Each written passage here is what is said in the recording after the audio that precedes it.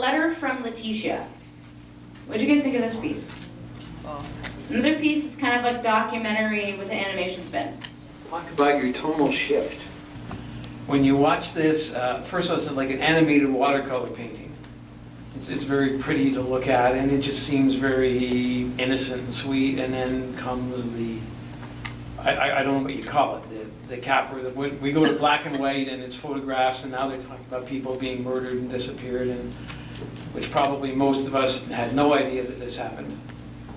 So it's like they set you up with something like it's like a, I don't know, a candy and sweet on the outside, and there's not chocolate in the middle. There's something sour and horrible in the middle when you bite into it. So. Fue un día frío, pero con un lindo sol. La semana pasada llovió todos los días. Yeah, actually, on that, it's sort of what it reminded me of when I was watching it. I thought of, like, you know, the language was so poetic, and the images were beautiful. The raindrops and the guitars and all that stuff. And then to find out that it was written by a very young girl, and it reminded me actually a lot of Diary of Anne Frank. And sort of then to find out sort of what ended up happening to her actually.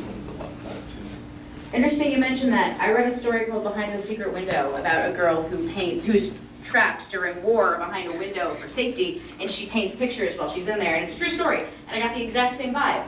This beautiful, hopeful, bright life about to start in the middle of it, like about to go into its prime, that can cut tragically short, and we never find out.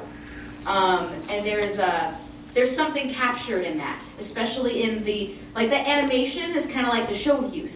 No, it just really made me curious as to what actually went on at that time. Why? Because there's no explanation. It's a wonderful work for the filmmaker. If the story makes you curious and you want to find out more, then they've done the job. For sure. To follow up on this comment, it kind of made me feel, was this like during some kind of political unrest? Was it something predominant in the society at that time? Like the movie started with hope, and then the end of the movie, we ended up with a lost hope. Yeah, it definitely has that tone of like just paying tribute to something that happened, that lives that are lost and not questioned about.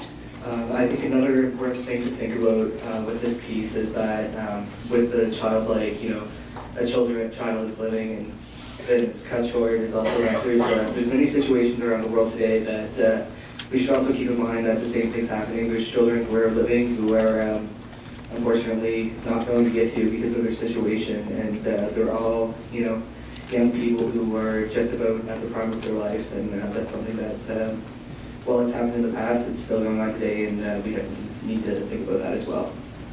Absolutely. It is a good piece to play, because every piece we talk about that touches something in the history is something we can stop happening, something that we can stop from happening again. So it's important to be seen for sure.